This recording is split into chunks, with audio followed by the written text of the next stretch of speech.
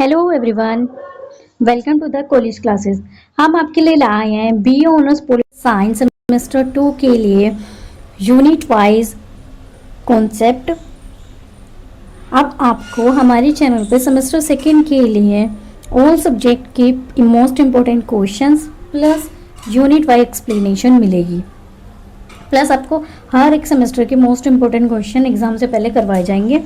और आप ये देखने के लिए हमारे चैनल को सब्सक्राइब कीजिए और वीडियो पसंद आए तो लाइक कीजिए और कमेंट करना बिल्कुल ना भूलना। तो आज हम करने वाले हैं तुलनात्मक राजनीति विश्लेषण में तरीके और दृष्टिकोण। ओके, यानी कि methods and approaches in comparative political analysis. ठीक है, ये हमारी बुक का नाम है। आज हम यूनिट सेकंड करने वाले हैं, ठीक है, जो कि है तुलनात्मक राजनीति अध्ययन की उपागम। ठीक है, तुलनात्मक राजनीति तो हमने पहले भी देखा है, फर्स्ट यूनिट में हमने तुलनात्मक राजनीति के बारे में अच्छे से पढ़ा था। अब हम देखेंगे अध्ययन करने के उपागम। ओके, तो इसमें भी ना हमारे 3 चैप्टर्स हैं, जैसे कि फर्स्ट है हमारा संस्थागत उपागम, व्यवस्था उपागम, संरचनात्मक कार्यात्मक उपागम। हमें ये सब डिटेल में पता होनी चाहिए कि क्या, क्योंकि एग्जाम में इससे क्वेश्चंस बनेंगे। नेक्स्ट है हमारे जैसे तुलनात्मक राजनीति अध्ययन के दृष्टिकोण, राजनीतिक संस्कृति और दृष्टिकोण उपागम। और चैप्टर 3 है हमारा इसमें नव संस्थावाद। अब हम इसको डिटेल में अपने अंदर पढ़ेंगे क्वेश्चंस को। तो तुलनात्मक राजनीति आपको पता ही होगा, बट फिर भी मैं आपको एक बात बता रही हूँ कि तुलनात्मक राजनीति का मतलब है अलग अलग देशों की राजनीतिक व्यवस्थाओं को, संस्थाओं को और उनके व्यवहार की तुलना करना। यानी कि किसी देश की सरकार कैसे काम करती है और वो एक दूसरे से कैसे अलग है, इसको देखना, इसके बारे में पता लगाना ही क्या है, तुलनात्मक राजनीति कहलाती है। और देखो हमने यहाँ पे एक वर्ड देखा था उपागम, ये उपागम ना। तो उपागम का मतलब होता है कि अप्रोच, यानी कि किसी टॉपिक को समझने का तरीका। ठीक है, मतलब किसी भी हम टॉपिक को समझ रहे हैं तो उसको अलग अलग तरीके होते हैं, ये तरीकों का ही ये तरीके हैं इनके अलग अलग, तो हम इनके बारे में भी पढ़ेंगे। तो अब हम देखेंगे तुलनात्मक राजनीति में विभिन्न दृष्टिकोण। ठीक है, उससे पहले हम जानेंगे कि होता क्या है। तो तुलनात्मक राजनीति राजनीतिक विज्ञान की एक महत्वपूर्ण शाखा है। ठीक है, यानी कि कॉम्परेटिव पॉलिटिक्स। ठीक है, पॉलिटिकल साइंस का क्या है, एक इम्पोर्टेंट पार्ट है, जिसमें विभिन्न देशों की राजनीतिक व्यवस्था का अध्ययन एवं तुलना की जाती है।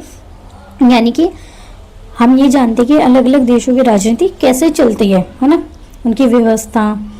इसका मुख्य उद्देश्य ये समझना है कि विभिन्न राजनीतिक प्रणालियाँ कैसे कार्य करती हैं, उनमें क्या समानताएं हैं और भिन्नताएं, यानी कि कौन सी चीज़ें सेम है और कौन सी अलग है, ये देखते हैं, तथा कौन सी प्रणाली अधिक प्रभावी है। और इस अध्ययन को वैज्ञानिक और व्यवस्थित बनाने के लिए विभिन्न दृष्टिकोण अप्रोचेस यानी विकसित किए गए हैं। यानी कि स्टडी को प्रॉपर और साइंटिफिक बनाने के लिए। ठीक है, यानी कोई भी उनको कुछ भी दिखता है टॉपिक तो उसको पूरी तरीके से साइंटिफिक तरीके से उस पर अप्रोचेस की जाती हैं, और उसके अलग अलग तरीके हैं जिस तरीके से पता लगा जाता है कि इसको और ठीक कैसा किया जा सके। अब हमारा जैसे दृष्टिकोण का अर्थ। दृष्टिकोण का अर्थ किसी विषय को समझने का तरीका। तुलनात्मक राजनीति में विभिन्न दृष्टिकोण के माध्यम से हम राजनीतिक व्यवस्थाओं को अलग अलग कोणों से समझते हैं। यानी कि किसी चीज़ को समझने का तरीका, हम पॉलिटिक्स को अलग अलग एंगल से देखते हैं और धीरे धीरे समझ आता है कि सिर्फ संसद और कोर्ट पढ़ना ही, यानी जो कोर्ट में काम होता है सिर्फ वो ही इनफ नहीं होता, बहुत सारी चीज़ें हैं। इसलिए नए मॉडर्न अप्रोचेस आए जो ज़्यादा प्रैक्टिकल है।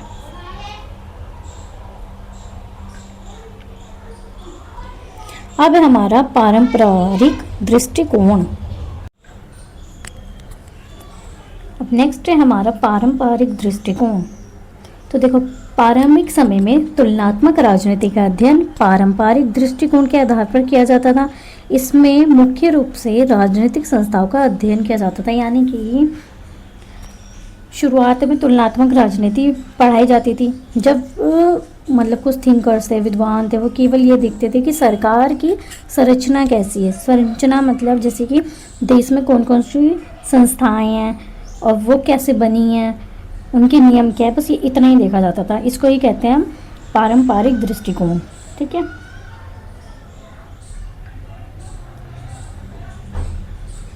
संस्थागत दृष्टिकोण यानी कि ये है पारंपरिक दृष्टिकोण में और भी हैं। इस दृष्टिकोण में संसद, कार्यपालिका, न्यायपालिका जैसी संस्थाओं का अध्ययन किया जाता है। इसमें संविधान, कानून और नियमों पर अधिक ध्यान दिया जाता है। यानी कि जो इस दृष्टिकोण में क्या है, मुख्य रूप से 3 संस्थाओं को पढ़ाते हैं। ठीक है। पहली है जैसे कि हमारी कार्यपालिका, संसद, न्यायपालिका। ठीक है, ये 3 है। ये 3 है जो कि हमें पढ़ाया जाता है इस वाले में। इसमें ध्यान दिया जाता है कि संविधान क्या कहता है, कानून कैसे बनाए जाते हैं, नियम क्या है, ये इसके लिए फोकस करता है। ठीक है। इसकी ना कुछ फीचर्स हैं, यानी इसकी कुछ विशेषताएं हैं जो कि हैं विधेयक एवं औपचारिक अध्ययन, संरचना का अधिक ध्यान, ऐतिहासिक दृष्टिकोण, वास्तव के राजनीतिक व्यवहार का अनदेखी, यानी केवल पश्चिमी देशों पर केंद्रित। तो इस वाले दृष्टिकोण में क्या है कि कानून और नियम पर फोकस है मेन तो। ठीक है। उनका स्ट्रक्चर क्या है, उस पर ध्यान दिया जा रहा है।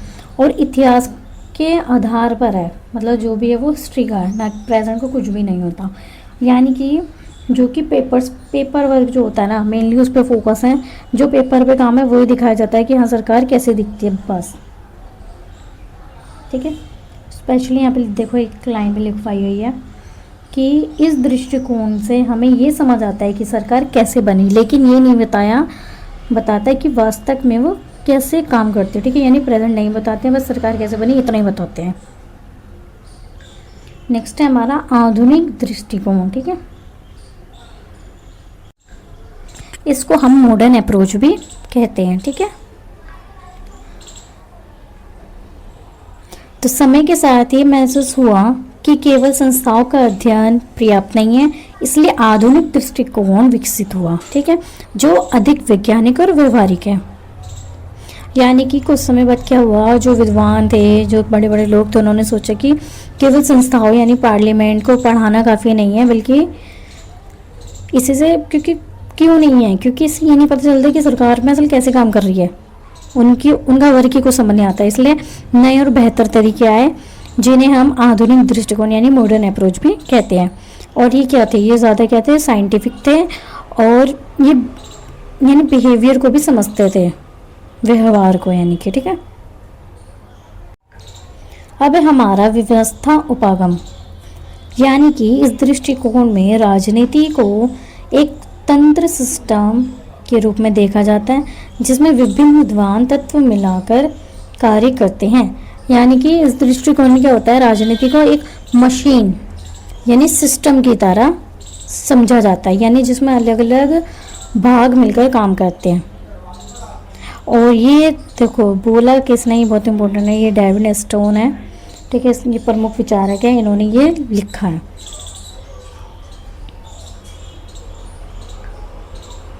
इस उपागम के अनुसार राजनीतिक प्रणाली इनपुट, आउटपुट और फीडबैक की प्रक्रिया पर आधारित होती है। ठीक है, इनपुट जनता की मांग और समर्थन, आउटपुट सरकार द्वारा दिए गए निर्णय, फीडबैक जनता की प्रतिक्रिया। यानी कि सिस्टम कैसे काम करता है, इनपुट यानी जनता की मांग और समर्थन। ठीक है, ये तो हो गया हमारा इनपुट, जनता की मांग है जिसमें और समर्थन है। आउटपुट जैसे कि सरकार के फैसले और योजनाएं, है ना, और जनता की प्रक्रिया, फीडबैक। ठीक है, यानी कि हम इसका एक उदाहरण भी देख सकते हैं, जैसे कि जनता नौकरी मांगती है, ये क्या है, इनपुट। सरकार योजना बनाती है, वो क्या है, आउटपुट। जनता खुश है, यह जनता नाराज है, यह जनता दुखी है, वो क्या है? फीडबैक। अब है हमारा संरचनात्मक कार्यात्मक दृष्टिकोण।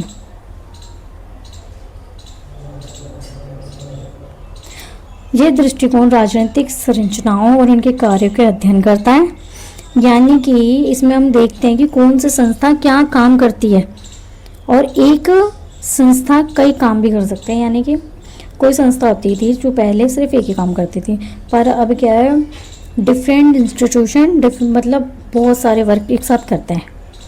तो उस टाइम पे क्या था कि ये कौन सी संस्था क्या काम करती है ये देखते थे, और एक संस्था कई काम भी कर सकती थी, ये भी अप्रोच मिल गई थी। ठीक है, और इसके भी हमारे विचारक देखो, गैब्रियल एलमोंट। ठीक है,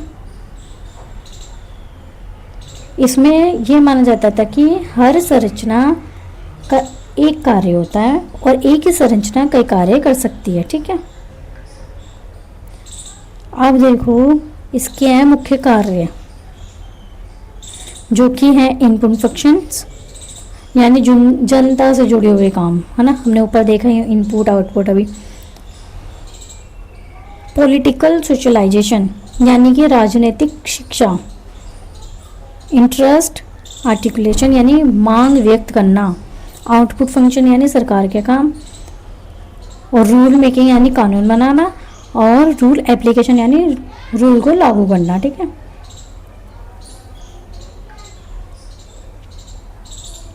जैसे भी इसमें भी हमने एग्जाम्पल ले रखा है, संसद का कार्य कानून बनाना, यानी कि रूल मेकिंग।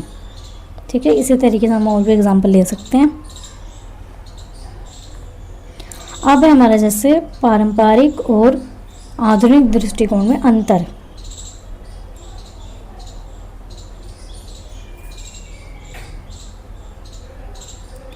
तो देखो केवल संरचना देखता है। तो देखो जो पारंपरिक था वो क्या करता था, स्ट्रक्चर देखता था, पुराना तरीका था, और वो सिर्फ ये देखता था कि हाँ उससे क्या बना। ठीक है, बट जो आधुनिक था वो क्या करता था, प्रक्रिया यानी प्रोसेस और व्यवहार पर फोकस करता था।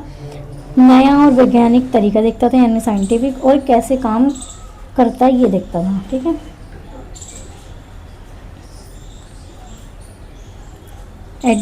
हम इसकी कंक्लूजन में पता क्या बोल सकते हैं कि पारंपरिक दृष्टिकोण हमें बताता है कि सरकार कैसे बनी है। ठीक है, आधुनिक दृष्टिकोण बताता है कि सरकार वास्तव में कैसे काम करती है। इसलिए दोनों को साथ पढ़ने से ही पूरी और सही समझ मिलती है।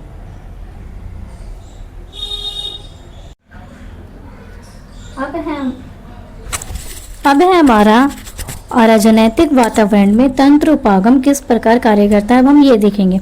तो सबसे पहले तंत्र उपागम क्या होता है। तंत्र उपागम राजनीतिक एक सिस्टम है। तंत्र उपागम के अनुसार राजनीति एक है जो वो एक सिस्टम है, यानी तंत्र है। ठीक है, जिसमें लगातार 3 चीजें चलती रहती हैं, जो कि इनपुट, आउटपुट, फीडबैक। मतलब कि राजनीतिक एक चक्र है, यानी साइकिल की तरह पूरा काम करती है। और जो इसके भी जो हमारे विचारक थे वो डेविड एस्टोन है। ठीक है, ठीक है, देखो ये देख भी सकते हो आप। तंत्र उपागम राजनीति को एक प्रणाली के रूप में देखते हैं जिसमें विभिन्न तत्व आपस में जुड़े होते हैं। इस उपागम में इस बात को भी स्वीकार करता है कि राजनीतिक व्यवस्था केवल राजनीतिक कारकों से ही नहीं बनी बल्कि अराजनैतिक वातावरण से भी प्रभावित होती है। इसका सीधा सा मतलब है कि जो अराजनैतिक वातावरण का मतलब है ऐसी चीजें जो सीधे राजनीति का हिस्सा नहीं है लेकिन फिर भी राजनीति को प्रभावित करती हैं। ठीक है,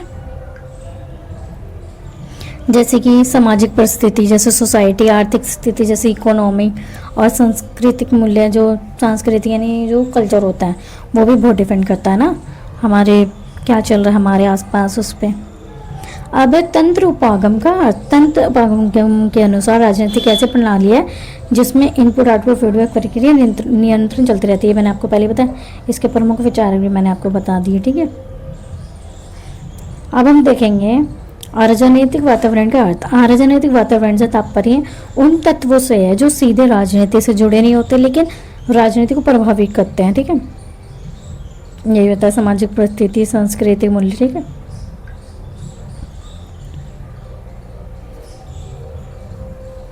अब एक कार्य करने की प्रक्रिया, वातावरण का प्रभाव, जैसे राजनीतिक वातावरण जनता की सोच और आवश्यकता को प्रभावित करता है।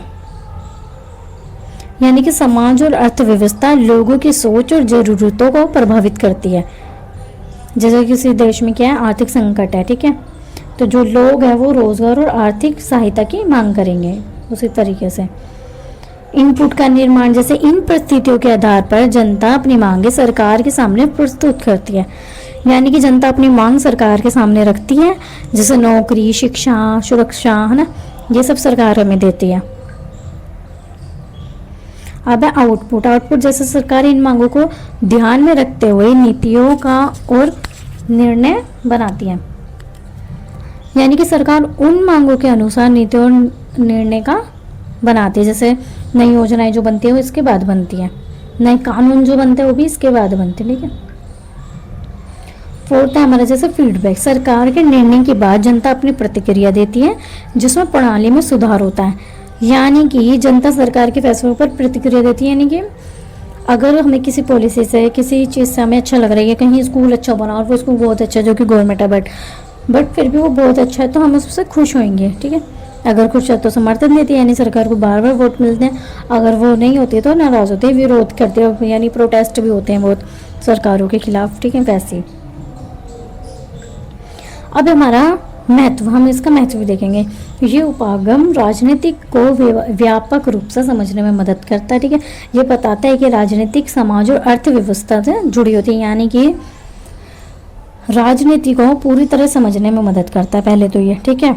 और ये बताता है कि केवल सरकार नहीं बल्कि समाज और अर्थव्यवस्था भी जुड़ी होती है, यानी कि सोसाइटी और इकोनॉमी भी बहुत डिपेंड करते हैं सरकार पे कि कौन सी सरकार है।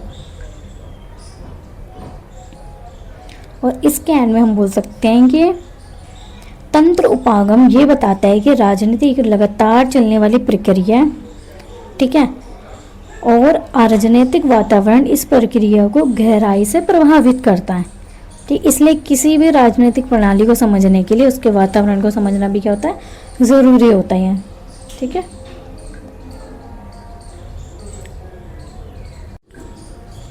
अब हमारा जैसे सिस्टम दृष्टिकोण और संरचनात्मक कार्यात्मक सिद्धांत, ये सिद्धांत है। तो देखो जो सिस्टम दृष्टिकोण है ना, यानी सिस्टम अप्रोच हमें बताते हैं कि राजनीति कैसे चलती है, यानी उसका प्रोसेस, ठीक है।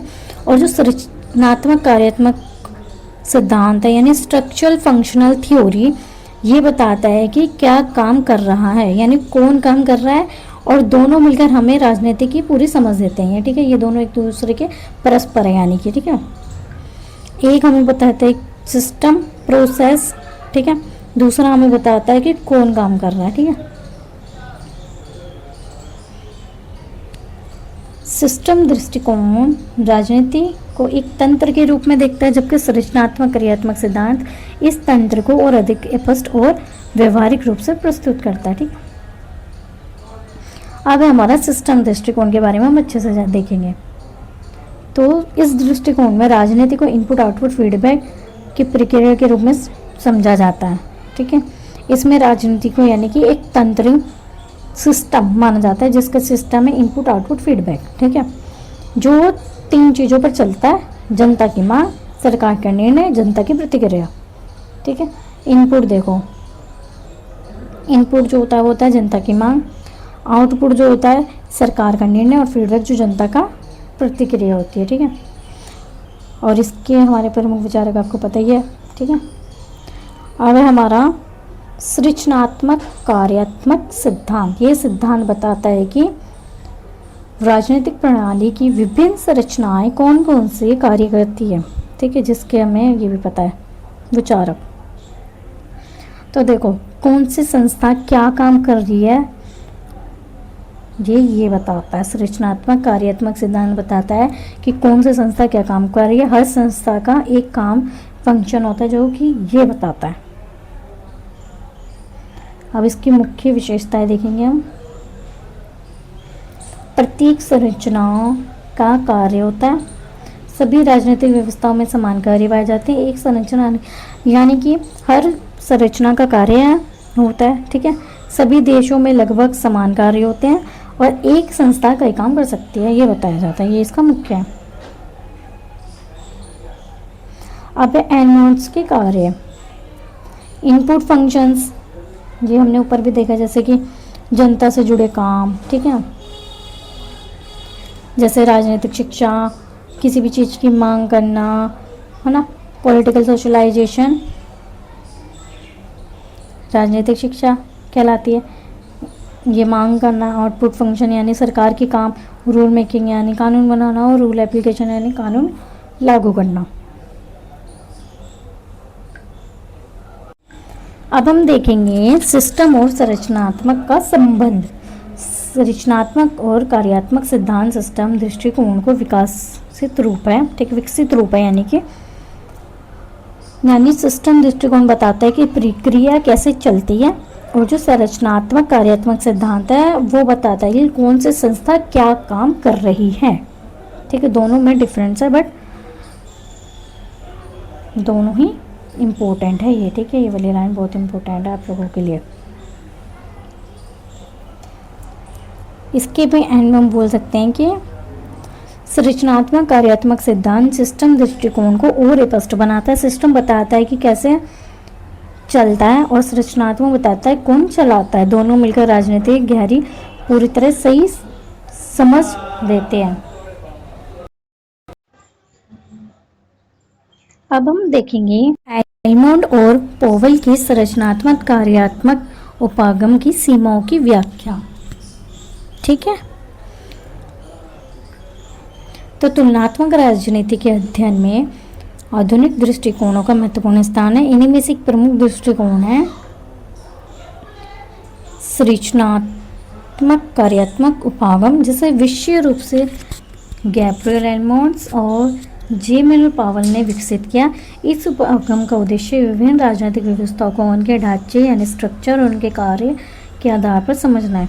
ये दृष्टिकोण तुलनात्मक राजनीति को अध्ययन और वैज्ञानिक व्यवस्थित बनाने का प्रयास करता है, किंतु इस उपागम की उपयोगिता के बावजूद इसमें कई महत्वपूर्ण सीमाएं भी हैं जो इसके व्यवहारिक प्रयोग को सीमित करती है। यानी कि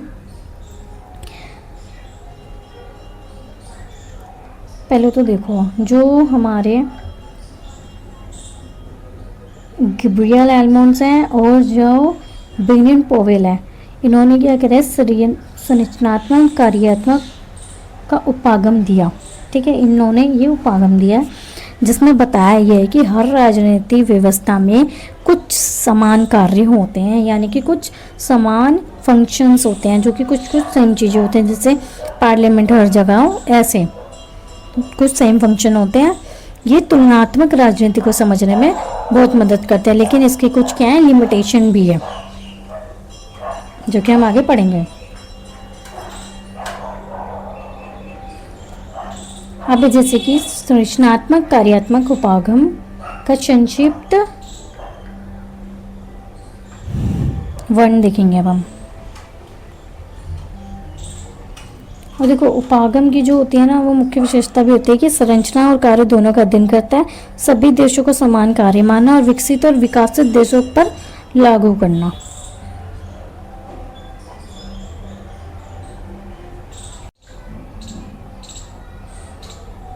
यानी कि इस उपागम के अनुसार प्रत्येक राजनीतिक व्यवस्था में कुछ संरचनाएं होती हैं, प्रत्येक संरचना कुछ कार्य करती है, सभी राजनीतिक व्यवस्था में कुछ समान कार्य होते हैं, ठीक है। जैसे मैंने आपको बताया, जैसे कि संसद कानून बनाना, न्यायपालिका कानून, इन कार्यों में दो भागों में बांटा है, किसने, गैब्रियल एलमोंड ने, ठीक है। अब हम वो देखेंगे इनपुट फंक्शंस, ये सब वो ये जो हमने अभी तक देखा है, ठीक है।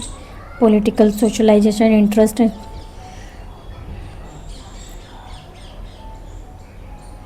ठीक है, ये तो हमने देखा ही अभी। अब हम देखेंगे उपागम की प्रमुख विशेषताएं, ठीक है, जो कि संरचना और कार्य दोनों का अध्ययन, सभी व्यवस्थाओं में समान कार्यों की मान्यता, तुलनात्मक अध्ययन की उपयोगी और विकसित और विकासशील देशों पर लागू। लेकिन ये विशेषताएं क्या हैं, कई बार सीमाएं भी बन जाती हैं। अब हम देखेंगे अपने संरचनात्मक कार्यात्मक का उपागम की सीमाएं, जो कि अत्यधिक सामान्यकरण यानी ओवर जनरलाइजेशन, इसके अंदर है अत्यधिक सामान्यकरण, यानी कि यह मान लेता है कि हर देश में एक जैसा कार्य होता है। यहाँ पे क्या मान लिया जाता है कि हर एक देश में एक जैसा कार्य होता है, लेकिन हर देश अलग होता है। ठीक है, जैसे भारत, अमेरिका और चीन की राजनीति क्या है, अलग है, बट क्या है, राजनीति है। और आप यहाँ देख सकते हो कि यहाँ पे अलग अलग वो दे रखा है कि हाँ इनमें क्या है, क्या उदाहरण है, यानी कि भारत, अमेरिका और चीन की राजनीति अलग है, व्यवस्थाएं अलग है। एट द एंड स्कैंड में बोल सकते हैं ये विविधताओं को सही से नहीं समझ पाता है। अब परिवर्तन की अनदेखी, यानी कि यहाँ स्टेबिलिटी पर ज़्यादा ध्यान देता है। ठीक है, जबकि राजनीति क्या है, हमेशा बदलती रहती है, क्रांति आंदोलन क्या होते रहते हैं। और क्या है इसके अंदर क्या होता है, पर ये चेंजेस पर ध्यान नहीं देता बिल्कुल भी। अब पश्चिम यानी वेस्टर्न बायस, क्या है, यहाँ पश्चिमी देशों पर आधारित है। ठीक है, विकासशील देशों पर लागू करना मुश्किल हो जाता है। जैसे एशिया, अफ्रीका की व्यवस्था अलग है, ये सार्वभौमिक यूनिवर्सल नहीं है। ठीक है, यानी कि ये सही नहीं है, ये बिल्कुल वेस्टर्न के लिए होता है, ये हमारे इंडिया जैसे देशों के लिए नहीं है। अब वास्तविकता से दूरी, यानी कि यहाँ ज़्यादा थ्योरेटिकल है सब कुछ। ठीक है,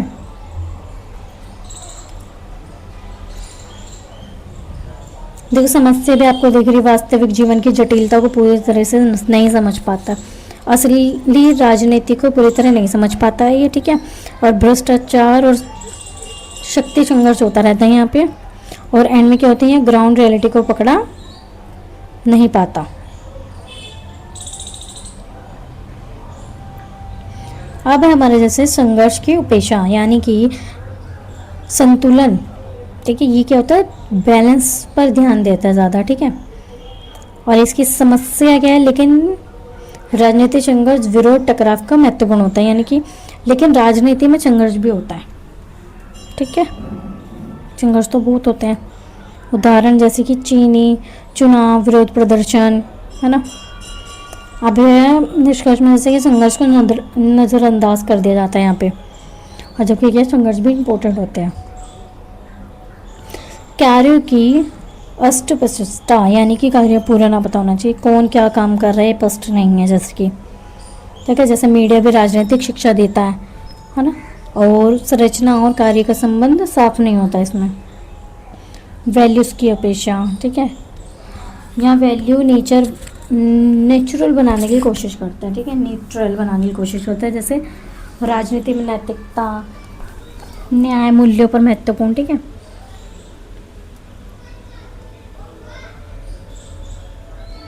अभी हमारी जटिलता यानी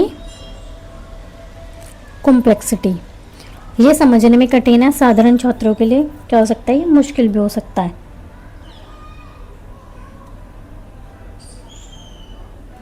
ये क्या होता है, समझना और लागू करना क्या हो जाता है, मुश्किल हो जाता है। अब हम देखेंगे अपने उपागमों का महत्व। तो उपागम का महत्व है हमारे जैसे तुलनात्मक अध्ययन आसान बनाता है ये। ठीक है, जो तुलनात्मक का अध्ययन है यानी डिफरेंस करने में ये आसान बनाता है, देशों की तुलना करने में मदद करता है, राजनीतिक को व्यवस्थित तरीके से समझाता है ये। ठीक है, एट द एंड हम ये बोल सकते हैं इसके कंक्लूजन में कि एलमंड और पोवेल ने ये जो उपागम दिए रखे हैं वो बहुत क्या है, महत्वपूर्ण है यानी इम्पोर्टेंट है। ठीक है, लेकिन क्या है, इसकी कुछ सीमा भी हैं, जैसे कि सामान्यकरण, परिवर्तन की अनदेखी है, कहीं कहीं पे पश्चिमी पक्षपात है। ठीक है, इसे क्या पूरी तरह परफेक्ट नहीं बनाती है, फिर भी ये राजनीति को समझने का एक अच्छा तरीका हो सकता है।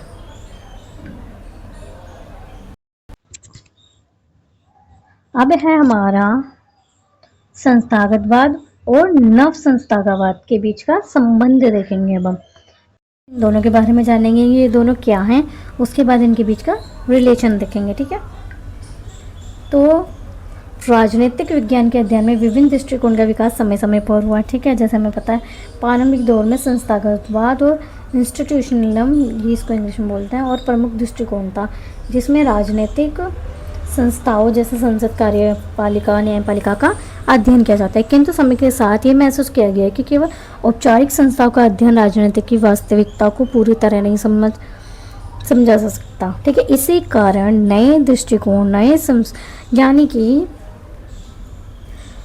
देखो पहले राजनीतिक विज्ञान में क्या था, समय के साथ अलग अलग दृष्टिकोण विकसित हुए, धीरे धीरे चेंजेस आए। ठीक है, शुरुआत में क्या था, संस्थागतवाद था, प्रमुखता, जिसमें केवल राजनीतिक संस्थाओं का अध्ययन किया जाता था। ठीक है, लेकिन बाद में इसकी कमियां सामने आई, इसलिए नव संस्थागतवाद का विकसित हुआ। ठीक है, अब है संस्थागतवाद का अर्थ जानेंगे हम। ठीक है, संस्थागतवाद वह दृष्टिकोण है जिसमें राजनीतिक का अध्ययन मुख्यतः औपचारिक संस्थागत के आधार पर किया जाता है, यानी कि इसमें ध्यान दिया जाता है कि संसद, कार्यपालिका और न्यायपालिका क्या काम कर रही है। ठीक है, औपचारिक संस्थाओं पर आधार पर किया जाता था। और इसके आप वो भी देख सकते हो, विचारक। ठीक है,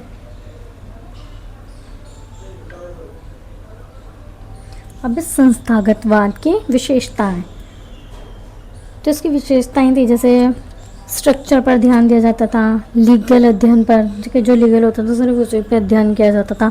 औपचारिक संस्थाएं थी। ठीक है, वर्णनात्मक था, कानून और नियम पर आधारित था। ठीक है, अब इसकी कुछ सीमाएं भी थी। सीमाएं क्या थी इसकी, जैसे वास्तविक व्यवहार की अनदेखी। ठीक है, सामाजिक आर्थिक कारकों को नज़रअंदाज, केवल पश्चिमी देशों तक सीमित था ये। अब आइए जैसे हमारा नव संस्थागतवाद, इसमें क्या था,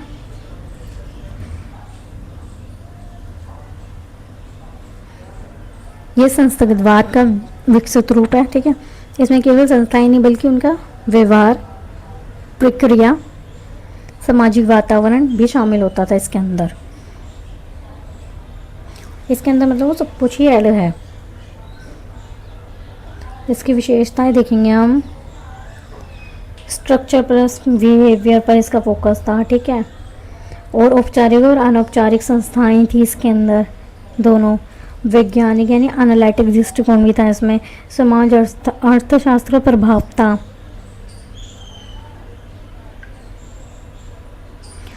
अब हम इन दोनों के बीच का संबंध देखेंगे, विकास का संबंध। ठीक है, जैसे कि नव संस्थागतवाद और संस्थागतवाद का विकास रूप। पहले क्या था, केवल स्ट्रक्चर था, पर अब क्या हुआ, दोनों मिल गए। तो क्या हुआ है, स्ट्रक्चर और बिहेवियर दोनों मिल गए। पहले सिर्फ स्ट्रक्चर था। ठीक है, यानी पहले दोनों के पास एक एक चीज़ें थी, फिर ये दोनों मिल गए तो क्या हुआ, दोनों चीज़ मिल के दोनों अच्छा बेटर हो रहा है। अब है निरंतरता, दोनों ही संस्थाओं का अध्ययन करते हैं, फर्क केवल क्या है, दृष्टिकोण का। सुधार, यानी कि नव संस्थागतवाद ने संस्थागतवाद की जो कमियां थी वो दूर की है, जैसे बिहेवियर प्लस एनवायरनमेंट जो था वो नव संस्थागतवाद में था, और बल्कि जो संस्थागतवाद था उसमें नहीं था, यानी पहले नहीं था, बाद में एनवायरनमेंट भी जोड़ा गया। पूरक संबंध, यानी दोनों एक दूसरे के पूरक है। संस्थागतवाद क्या बना है, नव संस्थागतवाद कैसे काम करता है, यानी कि ठीक है।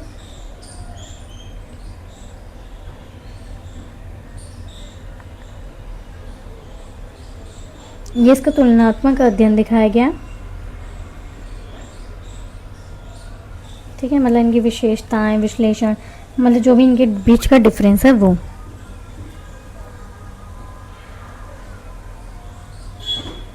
एट द हम इसके एंड में बोल सकते हैं कि संस्थागतवाद और नव संस्थागतवाद दोनों महत्वपूर्ण है। संस्थागतवाद क्या संरचना बताता है और नव संस्थागतवाद कार्य और व्यवहार समझाता है। इसलिए कहा जाता है कि नव संस्थागतवाद और संस्थागतवाद का विकसित और व्यापक रूप है जो राजनीतिक की अधिक यथार्थवादी समझ प्रदान करता है हमें। ठीक है,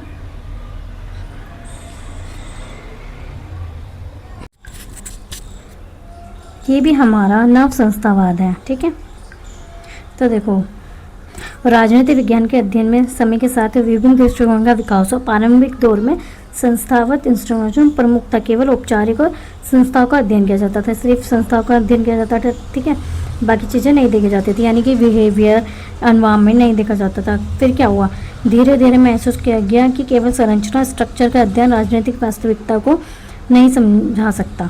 और राजनीतिक व्यवहार की प्रक्रिया और सामाजिक संदर्भ ऐतिहासिक पृष्ठभूमि भी महत्वपूर्ण होती है। तो इसी आवश्यकता के कारण नव संस्थावाद का विकास हो, जिसने संस्थाओं के अध्ययन को अधिक व्यापक और वैज्ञानिक यथार्थवादी बनाया। नव संस्थावाद का अर्थ क्या है? नव संस्थावाद का एक ऐसा दृष्टिकोण है जिसमें राजनीतिक संस्थाओं का अध्ययन, उनके व्यवहार, प्रक्रिया और नियम, सामाजिक प्रभाव और ऐतिहासिक संदर्भ के साथ किया जाता है। इसमें केवल संस्था क्या है नहीं, बल्कि संस्था कैसे काम करती है ये भी समझा जाता है। ठीक है, नव संस्थावाद की मुख्य विशेषता है, ये हमने ऊपर भी देखा है। ठीक है, अब देखो इसके विकास के कारण क्या है। पारस्परिक संस्थावाद की सीमाएं, व्यवहारिक दृष्टिकोण का प्रभाव, सामाजिक विज्ञान का विकास, राजनीतिक वास्तविकता को समझाने की आवश्यकता। अब है हमारे जैसे नव संस्थावाद के प्रमुख प्रकार। तो पहले जैसा हमारा ऐतिहासिक नव संस्थावाद यानी हिस्टोरिकल इंस्टीट्यूशनलिज्म।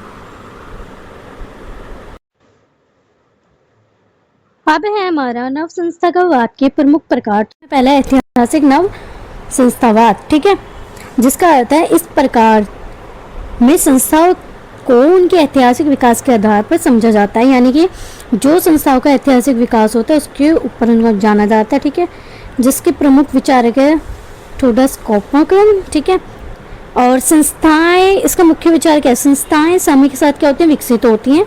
इतिहास वर्तमान को प्रभावित करता है। ठीक है, जैसे कि भारत में प्रशासनिक व्यवस्था पर ब्रिटिश शासन का प्रभाव। ठीक है, अब पार डिपेंडेंसी यानी एक बार जो रास्ता चुना वो ही आगे चलता है। जैसे समय का महत्व, सीमाएं, वर्तमान परिस्थितियों को कम महत्व और भविष्य की भविष्यवाणी कठिन।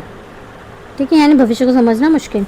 अब तर्क संगत विकल्प नव संस्थावाद, यानी कि इसमें माना जाता है कि व्यक्ति अपने लाभ के आधार पर निर्णय लेता है। ठीक है, यानी सेल्फ इंटरेस्ट के अकॉर्डिंग ही निर्णय लेता है। जैसे कि व्यक्ति क्या होता है? तर्क संगत होते हैं। संस्थाएं उनके व्यवहार को नियंत्रण करती है। चुनाव में वोट देना, जैसे व्यक्ति अपने फायदे के अनुसार निर्णय लेता है। इसकी विशेषता क्या है? लाभ अधिकतम है, नियमों का पालन है, सीमाएं क्या? सभी लोग हमेशा रैशनल नहीं होते। ठीक है, भावना और मूल्य को अनदेखी करते हैं। अभी हमारे जैसे समाजशास्त्री एवं नव संस्थावाद, इसमें संस्थाओं को सामाजिक और सांस्कृतिक संदर्भ में समझा जाता है, जिसका मुख्य विचार है व्यक्तियों का व्यवहार समाज में से प्रभावित होता है। संस्थाएं सामाजिक मान्यता पर आधारित होती हैं। ठीक है, इसके मानक भी हैं, जैसे कि इसमें संस्थाओं को मूल्य यानी वैल्यू और नैतिकता के आधार पर समझा जाता है, जिसका मुख्य विचार है संस्थाएं केवल नियमों से नहीं बल्कि मूल्यों से भी। जैसे हमको इसमें उदाहरण दे रखा है, न्यायपालिका का निर्णय न्याय और नैतिकता पर आधारित होता है। ठीक है, और इसकी ना कुछ सीमाएं भी है, जैसे कि मापन कठिन है, सब्जेक्टिव नेचर है। ठीक है, अब है हमारा अनुभवजन्य यानी एम्पिरिकल नव संस्थावाद। इसमें डेटा और तथ्यों के आधार पर संस्थाओं का अध्ययन किया जाता है, जिसकी विशेषताएं होती है वैज्ञानिक पद्धति और सर्वे और डेटा का उपयोग किया जाता है। इसकी सीमाएं क्या है? केवल आंकड़ों तक सीमित नहीं है बल्कि गहराई की कमी है। नव संस्थावाद का महत्व है राजनीति को वास्तविक रूप से समझता है, संस्थाओं के कार्य और व्यवहार दोनों को स्पष्ट करता है, तुलनात्मक अध्ययन को अधिक प्रभावी बनाता है। नव संस्थावाद की आलोचनाएं, जैसे कि इसकी आलोचनाएं भी हैं, जटिल और कठिन है। ठीक है, सभी देशों पर समान रूप से लागू नहीं है ये। ठीक है, विभिन्न प्रकारों में एक रूपता का अभाव है, यानी कि ये इक्वल नहीं है। एट द एंड हम इसके कंक्लूजन में बोल सकते हैं कि ये स्पष्ट है कि नव संस्थावाद राजनीतिक विज्ञान का एक महत्वपूर्ण आधुनिक दृष्टिकोण है। ठीक है, यानी कि जो नव संस्थावाद है वो राजनीतिक विज्ञान का एक महत्वपूर्ण आधुनिक दृष्टिकोण है। ठीक है, जिसमें संस्थाओं के अध्ययन को अधिक व्यापक और यथार्थवादी बनाता है। ठीक है, इसके विभिन्न प्रकार हैं, ऐतिहासिक, तर्कसंगत, समाजशास्त्री आदि राजनीतिक व्यवस्था को अलग दृष्टिकोण से समझने में सहायता करता है। ठीक है, नव संस्थावाद संस्थागत अध्ययन का आधुनिक और विकसित रूप है। ठीक है, यानी कि न्यू है, इसमें क्या है? सारी चीज़ें हैं, इसको अच्छी तरीके से सारी चीज़ों को देखकर बनाया गया है और इसमें सारी चीज़ों को जोड़ा भी गया, जो राजनीतिक की गहराई और वास्तविकता को समझने में महत्वपूर्ण भूमिका निभाता है। तो हमारी यूनिट 2 भी कंप्लीट हो गई है आज, ठीक है। और भी वीडियोस देखने के लिए हमने इसमें सारे मोस्ट इम्पोर्टेंट टॉपिक्स से लिए हैं जो कि एग्ज़ाम में पूछे ही गई हैं अभी तक। आप और भी ऐसे वीडियोस देखने के लिए अपनी एग्ज़ाम को और मार्क्स गेन करने के लिए एग्ज़ाम में चैनल को सब्सक्राइब कीजिए। वीडियो पसंद आई तो लाइक कीजिए, कमेंट कीजिए, आपको कौन से सब्जेक्ट की वीडियो चाहिए बताइए हमको। Thank you so much.